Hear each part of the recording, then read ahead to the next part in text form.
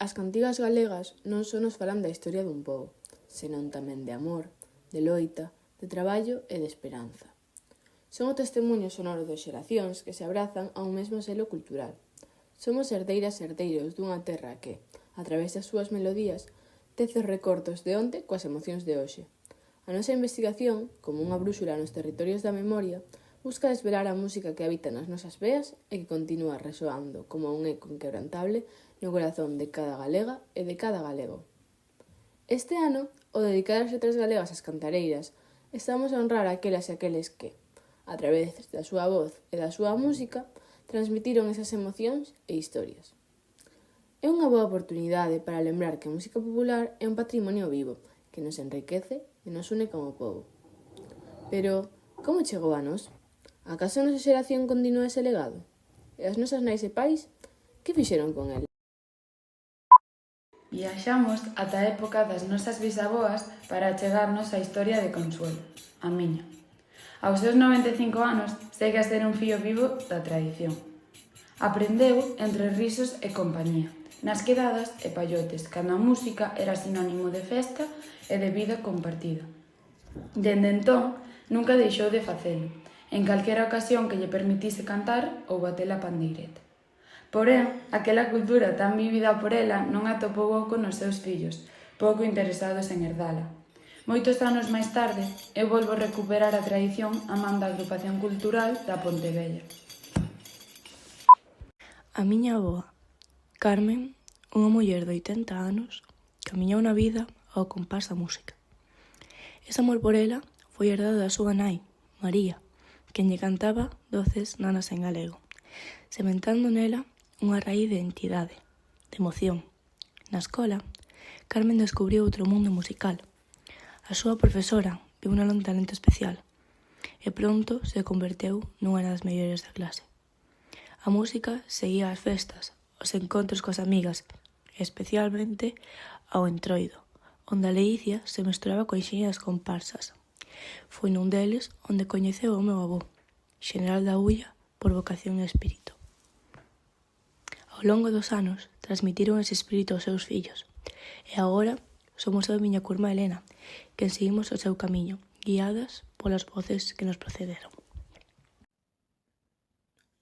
Outra Carme é miña avoa. Naceu nun fogar no que a música era parte do cotián, do natural. Mais foi nunha casa cultural onde ela comezou a aprender de verdade, entre ecos de voces veciñais. Non só ela, senón tamén o avó Pepe ou Otilia, de 68 anos, cantaban mentres traballaban, como a quen enxerta beleza nas labores do día a día. As súas cancións eran ferramentas tan valiosas como as mans ou os apeiros. Outros non chegaron a ser músicos, pero as melodías formaron igualmente parte da súa vida. Meu avó aínda lembra, 50 anos despois, a música que o acompañou.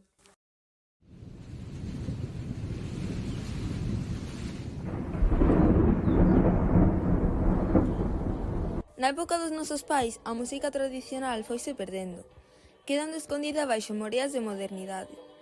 De onde estivo soterradas, naceron outras opcións para escoitar música na casa e fora. Pese a ter as follas murchas, pese a ser máis pequena, pese a ramas que lle faltan, a árbore do tradicional resiste. Cazurra. Coida dela a xente que seguiu tocando e cantando, levándoa incluso a ser a súa forma de vida. Regan esta planta persoas como Pablo e María, meus pais. Pablo empezou a tocar cos seus amigos porque eles o facían. Pouco a pouco os seus amigos íanse desapuntando, ata que quedou el só. En cambio, María empezou a tocar e bailar en Ximiela, a agrupación da súa aldea, Louro. Coñeceríanse anos despois gracias a dar clase en Ximiela e pouco despois casáronse co traxe tradicional gallego. Outros tamén arregaron, aínda que sen deixar de lado o cambio. Iluminaron as dúas árbores que naceron da mesma semente e tiveron contacto con todo. Son moitos os pais que bailaron, cantaron, tocaron e xiraron. Xiraron como a vinilos nas rodas ou escoitáronos. Lembran coplas ou as letras que cantaban nos coros.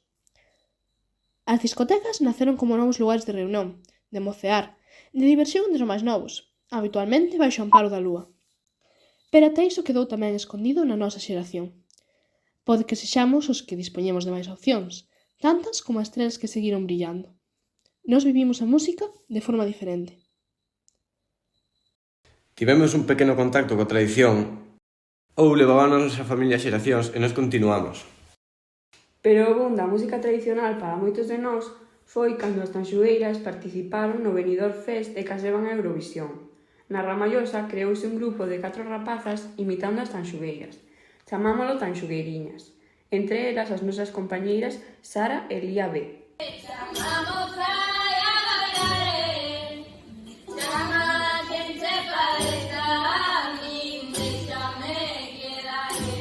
Pero aquela música que servía para unir a comunidade e de corte tradicional case non fai parte da nosa vida. Imos a concertos, a verbena, a escoitar orquestras, pero as foliadas e festas onde soen as pandeiretas, non.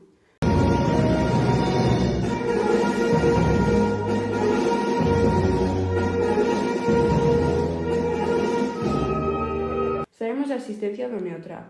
Mondra foi alumno do noso centro e profesor de pandeireta de Álex. Coñecemos as Tanxu e as fillas de Casandra, pero non están no noso Spotify.